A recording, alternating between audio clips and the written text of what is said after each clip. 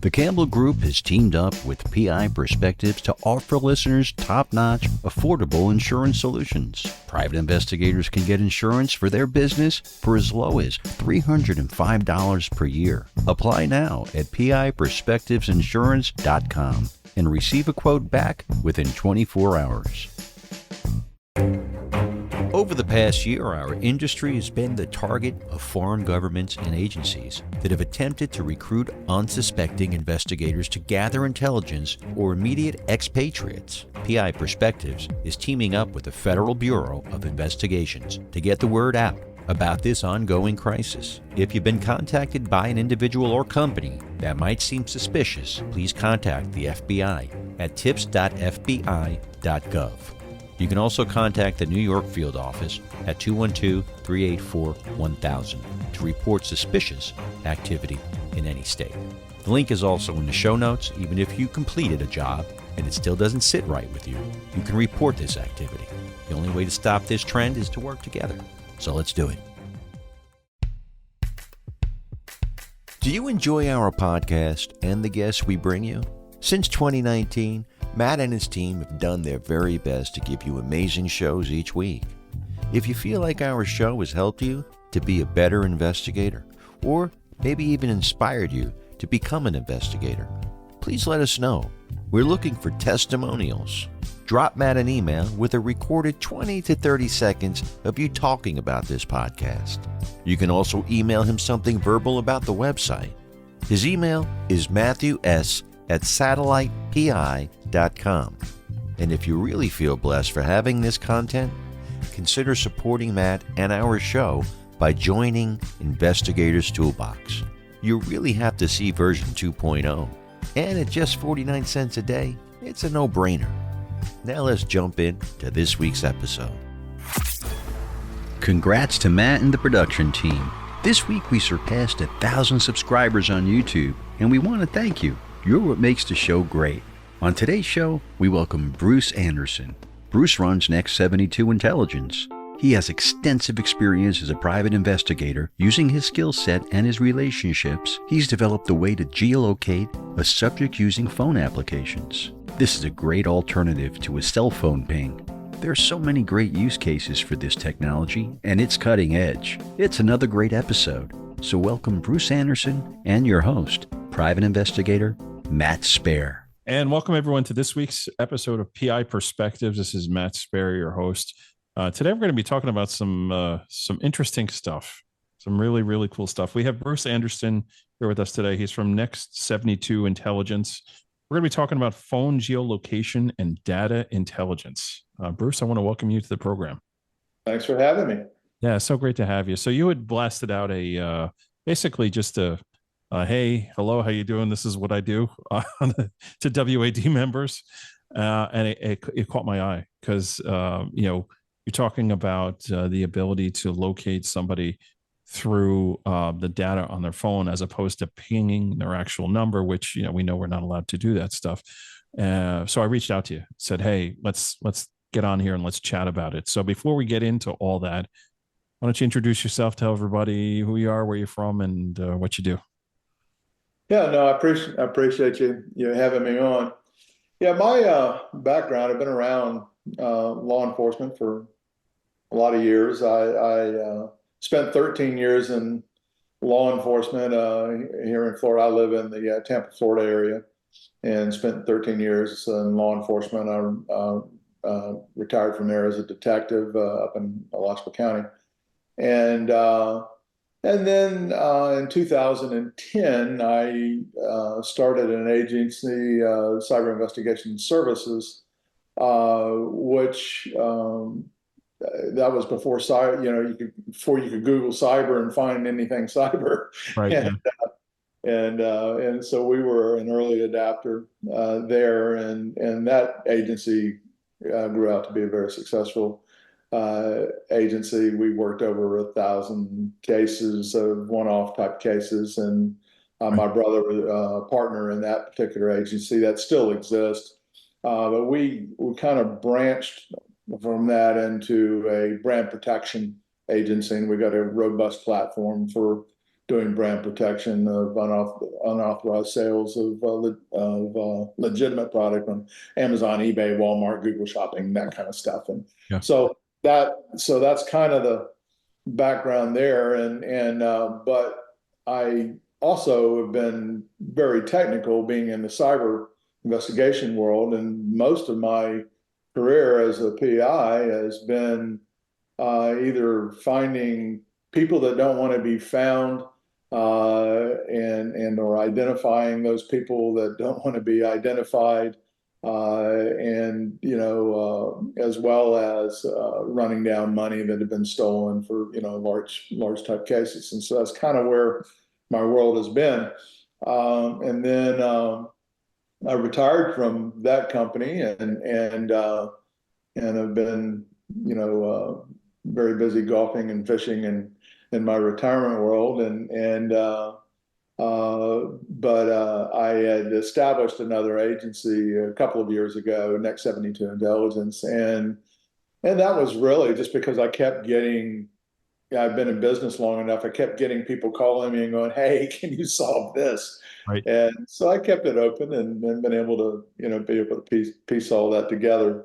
And so one thing led to the other, and which then in staying relevant and current with what's going on in the world today is where we were able to come across and develop this capability as far as the phones are concerned. So that's a little bit of my my background there. Yeah, no, sure. It's amazing how technology changes, right? So you talk about like, oh, well, cyber, didn't really exist 12, 13 years ago, or the popularity of it, people didn't really understand that side of it. To see how the investigative community has just taken off, and really grasp the all the intelligence that's out there, whether it be freed, whether it be paid. And I know, like, I like to go. Cynthia Hetherington has a conference called Osmosis that we highlight on this show, and I like to go. Yeah, I'm familiar with Cynthia. Yeah. So,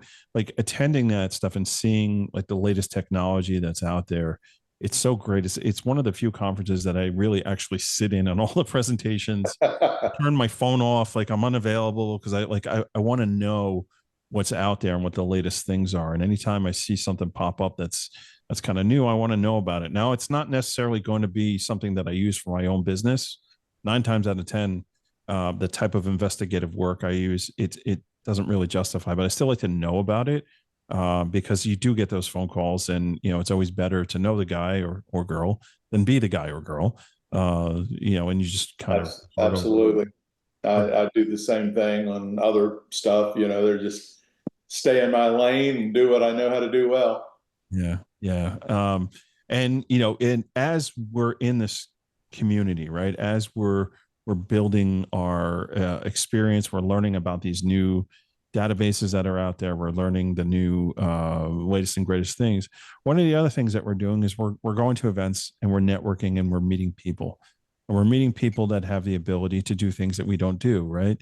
And some of those people have like 3-letter words next to their, like, where they used to work, right? Correct. A And lot of them. right, and those are relationships, right? So when you start meeting those types of people, and whether they're face fronting, front people, or they're back office people that do all the heavy lifting with the investigative work, like, these are people that have a certain skill set. And a really good investigator, somebody who knows how to take those relationships and work them to your advantage and create that rapport. So when you have the opportunity or the idea to do something, and now somebody who can help you bring that to light. And I feel, just chatting, you and I chatted before we turned the recorders on, just understanding how this idea was born and how you brought it through. It seems like you've reached out to many different resources to make this thing work, right? That's true. Didn't even know it existed. I said we've been finding and locating people for years, and some things we used, starting out years ago, still works very well, which involves social engineering type stuff. Mhm.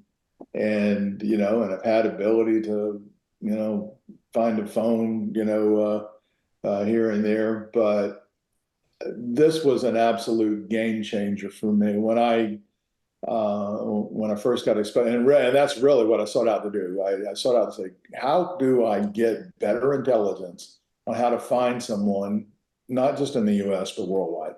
Yeah.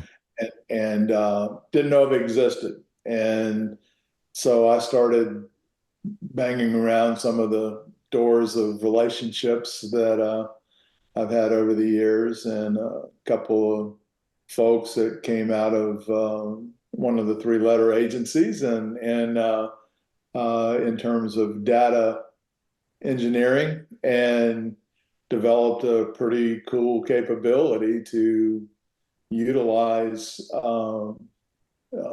application data, which was on all of our phones.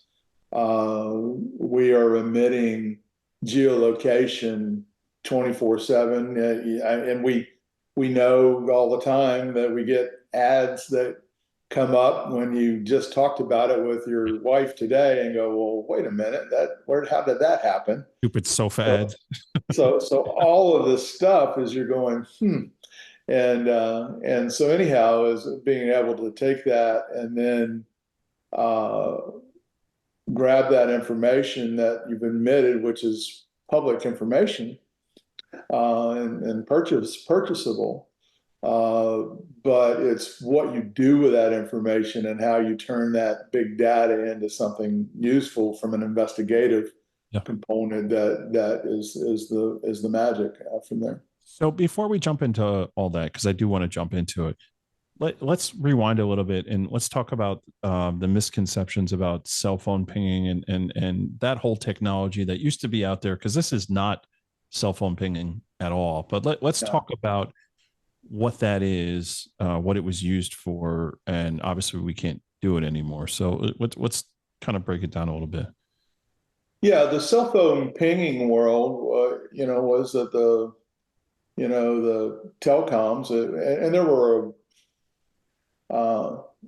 a variety of ways people did it. Some people had developed back doors through SS7 into telecoms worldwide, and some people in some countries policed it, and others didn't. And in the U.S., some of the telecoms were providing that information, and it was mostly designed for law enforcement to be able to locate an individual, distress calls, 911 calls, those kind of things.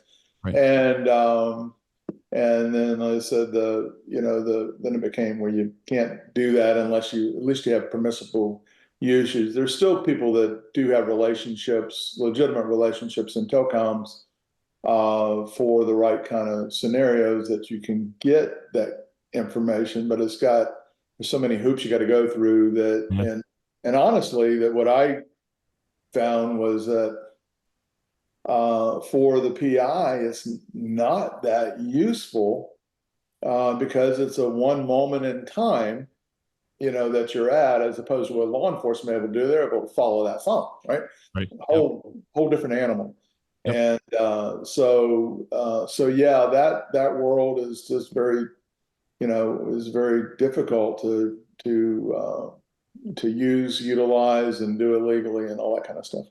I was actually chatting with a friend of mine recently, and his wife left her phone in a restaurant, right? And it disappeared.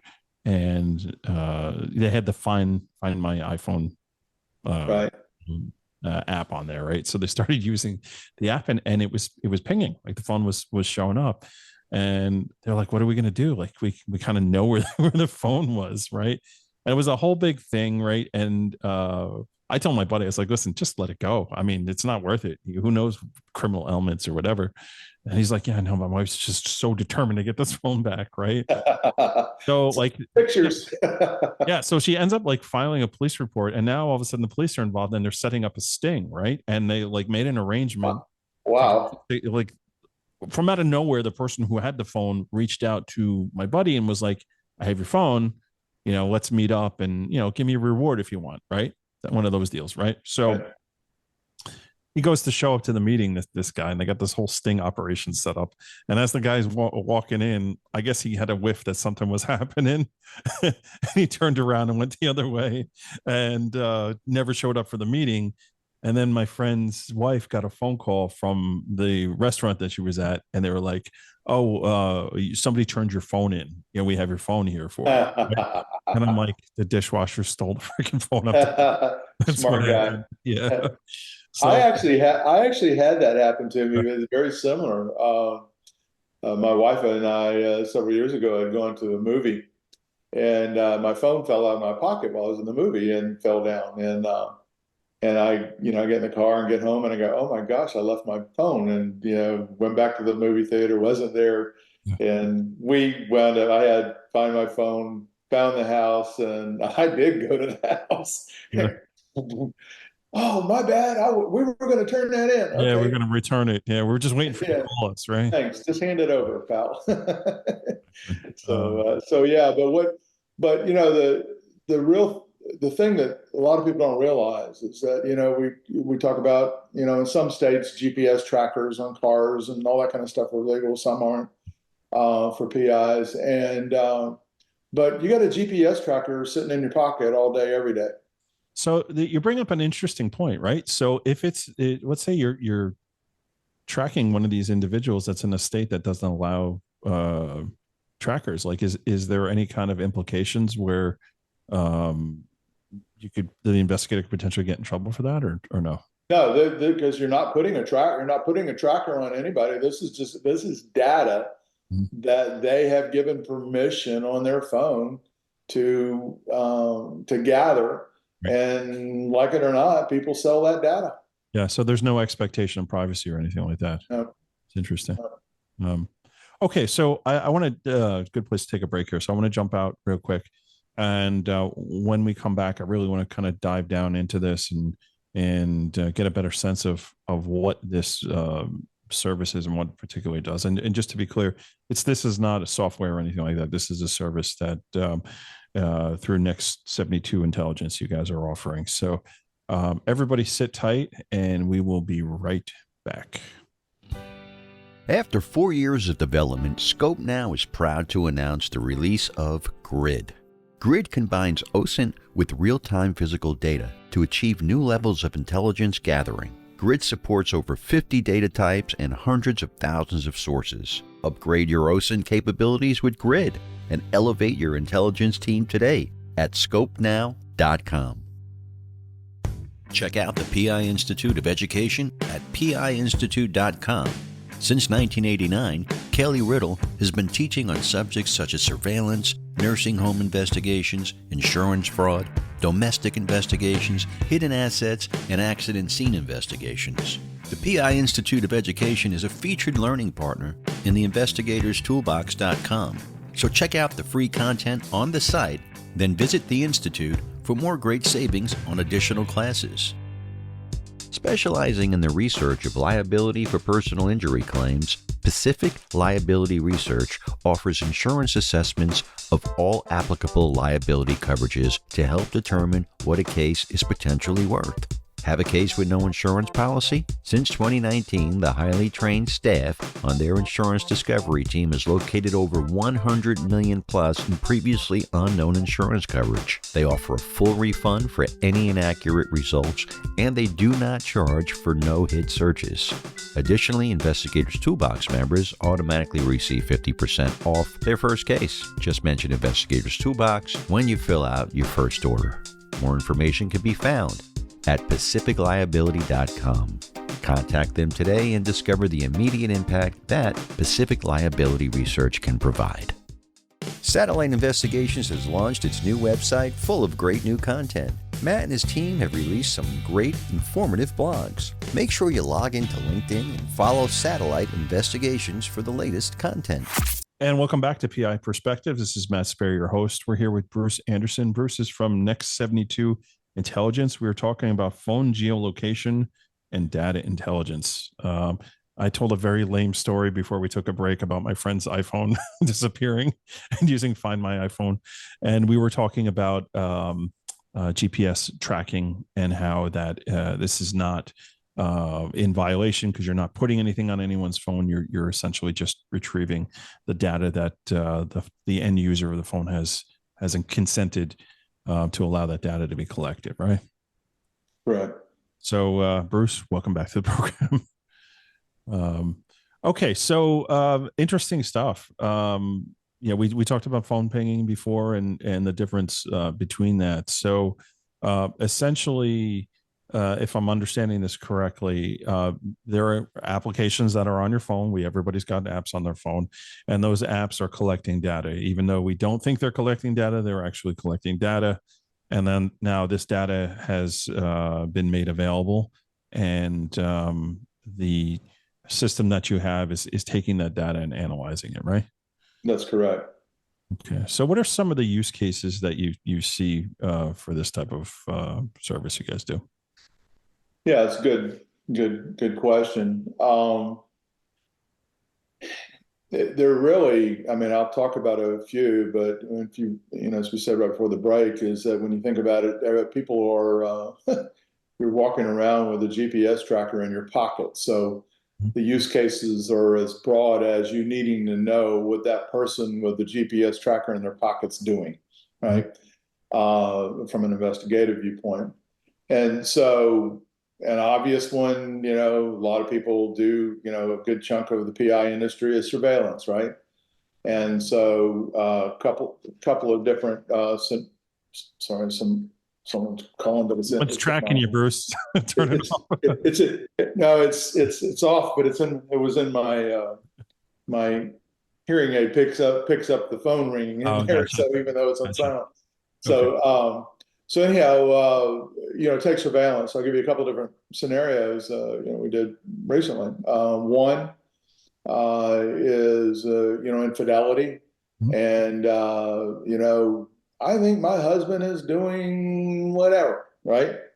And so, fine, you get the data on that phone, and you can see exactly where he's been, and you can see that he's going to work, and he's going to tennis, and he's coming home, or you can see whatever else he might be doing.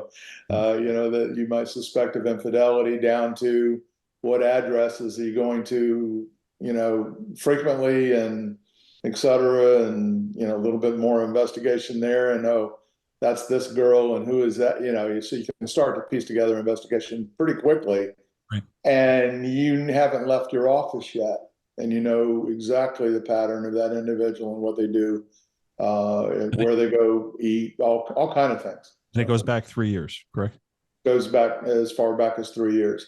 Okay. Most of the cases don't need that data that far back, but it is available in terms of how much you want to pull and why. Okay. That's a scenario. Here's another surveillance issue is had a couple of people call me last week, and they had a guy that they had been setting up on his house for close to a month.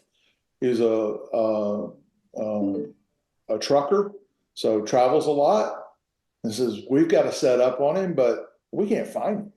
Yeah.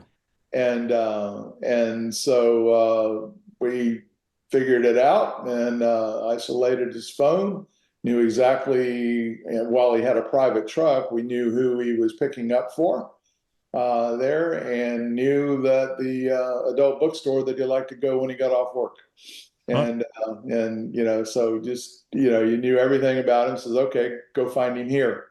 Another scenario we did last week was a attorney got fired from from a large corporation. They've been setting up on his work and home for almost 3 months. And consequently, what we wound up doing is running that information backwards, and found him in an Airbnb down on the beach in California. And so it's just good information there, to be able to have. So that's, some use cases there, but it's really how do you find someone, or how do you save a lot of time? And so, for instance, if you do a lot of surveillance, you want the money shot, then okay, if you know that history, then you know already where to set up. So as opposed to spending 2 weeks running around trying to gather data and do all that, you can start from from a strong position. Right. Um, We're all creatures of habits, right? yeah, right. Everybody. And here is another use case they had. Someone had called me. They had been trying to serve this guy with a warrant and also a civil subpoena for a very large fraud case. And the guy had been arrested, and had zero idea, no starting point whatsoever. And I said, well, when was the last time that we know this person was somewhere with that phone? Right. And well, got out of jail 8 months ago and was staying in a halfway house that reported to the courthouse for 2 weeks. So okay. And I said, so what else do we know? And so, well, I met with this guy, 3 or 4 months back ago at McDonald's on this date. And then I know he goes to his sister's every now and then from there.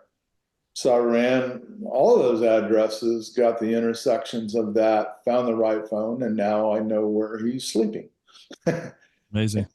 And so pretty powerful in being able to locate that kind of information. Yeah.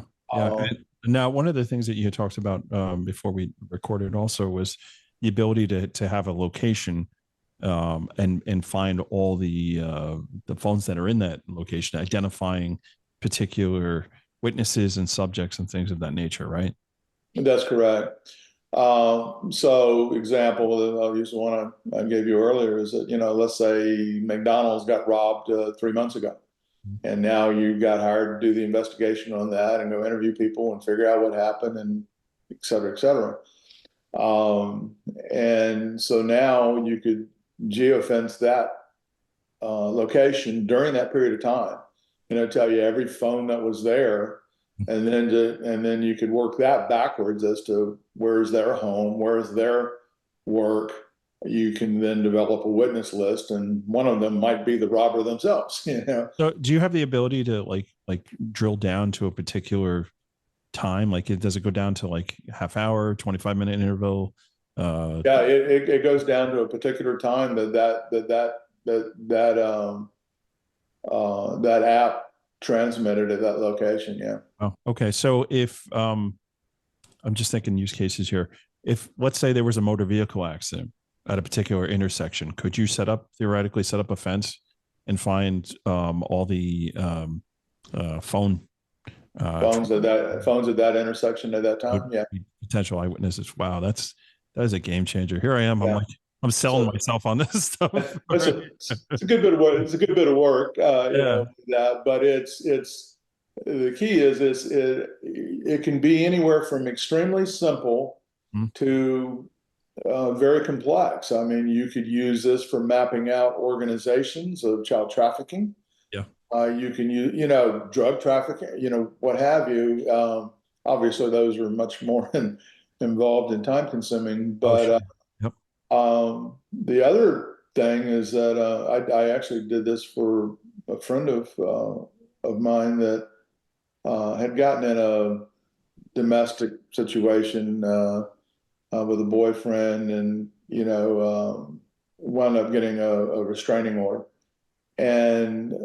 but couldn't serve him. He was dodging service, and so one advantage of that is we found him based upon last time we knew that he was at her house. But what we also were able to do is go, tell me every time that phone has been near that house and watching the house and stalking the house. Right. Okay. So you can work it backwards that way. So it's really as progressive as your imagination can be. It's just how to look at that data. As I mentioned earlier before we started the call, what's difficult about this, I wish this was as simple as just being able to enter in a phone number and here's your data, right? It's not. That's what makes it legal to be able to do. Right. Law enforcement has that capability, upper law Or enforcement law has enforcement? Yeah, the let's clarify capability. that. Everyday law enforcement, not so much. Right. But so the hard part is isolating that phone. And so I'll use an example. I take my house when I first started messing around with this, and I say, well, let's see if I can find me and what do I do? And so I zoomed around my house for a period of a month, and there's 2 phones in my home, right? But 12 phones show up. Why? There's other people walking around with a GPS in their pocket, Yep. come to our house. And so the difficulty there then is, okay, what else do we know about our subject as to what else kind of things do they do, what other addresses, any trips they took at a certain time, Yeah. so those kind of things, so that I can isolate the phone. Because the way it comes up to me is one phone name might be orange peel, another one banana peel, and another one apple peel, right? And you got to figure out, is it orange, banana, or apple? And once you do that, then then we're off to the races. But so that's the most difficult and time-consuming part of our investigation, is isolating that. But it's the part that keeps it legal for our use. So what's the typical turnaround time on someone, handing off an assignment to you guys and you getting results back for them? It really varies on what I just said as to how clean of information do I have. If it's as clean as, let's just take that one infidelity. I know where he works, okay, and I know where he lives, then I can isolate everybody else. And so, for instance, in one case, I think there were like 12. No, there were more than that. There were close to 18 phones in and out of that house from there, but only one of them worked at a particular place, and so we were able to throw that out. Is But the your time frame of that is, how long does it take me to do that? Sometimes it takes me running an initial data of the phones I know that are coming out of that house, and working with the PI, and then working with their client and going, all right, who's who here? And in that one, we also had to throw out 4 daughters that all had phones that traveled and did, and et cetera. But it was a combination of work and a combination that played pickleball regularly that we were able to sort it out. Yeah, well, hopefully they don't have any workers' comp cases.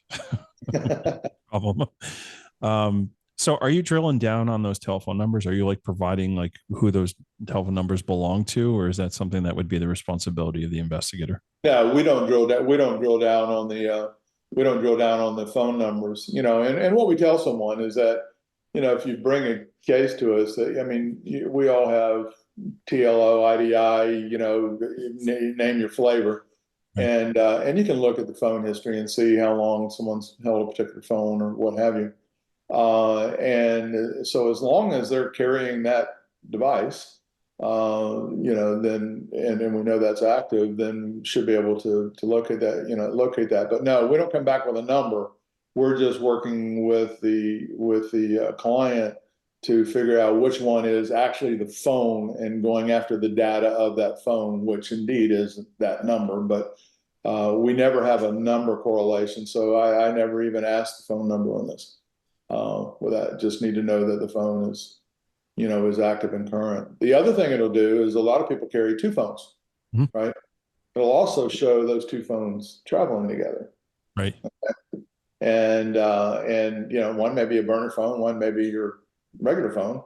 Right. You don't know, but and obviously use case and the client and all of that. And so it's strictly an investigative tool for the investigator. We're not doing the whole investigation for you, but we're certainly giving you a lot of information that you can then take and utilize to further your investigation. Actionable intelligence, right? Actionable intelligence. Okay, there you go. That's the way to do it, but not a silver bullet, right? So Yeah, not a silver bullet, and people ask me, well, what happens, is it possible that you can't find it? Yes. Most of the time, phones are emitting people are utilizing doing that. Also depends upon what coverage is. Obviously, you're in a place where your phone's not emitting there, or you don't have service. It's not going to pick up during that particular period of time. So there can be some different variances in the data there. We find most of the cases we're able to see that data because most people have their stuff turned on whether they know it or not. In fact, the one infidelity case I was telling you about, his wife and his daughters had confronted him on cheating, and they had looked up all his stuff online and got all his information, and so he wound up theoretically turning all of his data off. Right. And we still found him. But it's possible to go blank. But it's why when we do these, we're only charging if we can locate the phone from there. Right. Yeah, that is a good point. So it's no hit, no charge service. Right. Awesome. Well, Bruce, this has been amazing. I feel like I could probably do another hour here. We're gonna spare the audience. So the name of the business is Next 72 Intelligence. And if folks wanted to contact you or had any questions, how would they get a hold of you? They can reach me at confidential at the next72.com, and the 72 is numeric. Right. Awesome. Great. And we'll have all that info in the show notes. Thank you for coming on and talking to us about this. And I encourage folks that if you have any questions or anything, definitely go check it out and definitely contact Bruce. So I thank you for having us. Oh, yeah, you're welcome. Thanks, everyone, for tuning in. And we'll catch everybody next time on the next show. Take care. Bye. Thanks for checking out the show. Please make sure you follow PI Perspectives on YouTube or on your favorite podcast app. We appreciate Bruce coming on and sharing this great technology. Make sure you reach out to him to learn more. We'd also like to thank Campbell Insurance Group for sponsoring our podcast. Remember to tell them you listen to save $50 when you apply for insurance. Additional thanks to Scope Now, Pacific Liability Research, and PI Institute for Education for sponsoring us. Also, don't forget about investigatorstoolbox.com, where you can type in Perspectives 50 to save $50 when you sign up. Please also follow Matt and Satellite Investigations on LinkedIn, and if you have a question about the show, email Matt at matthews@satellitepi.com. You can also find him on LinkedIn, Instagram, and Facebook. We'd like your feedback to bring you the best shows possible, and we'll be back next week with another show. So make sure you tune in and stay safe out there.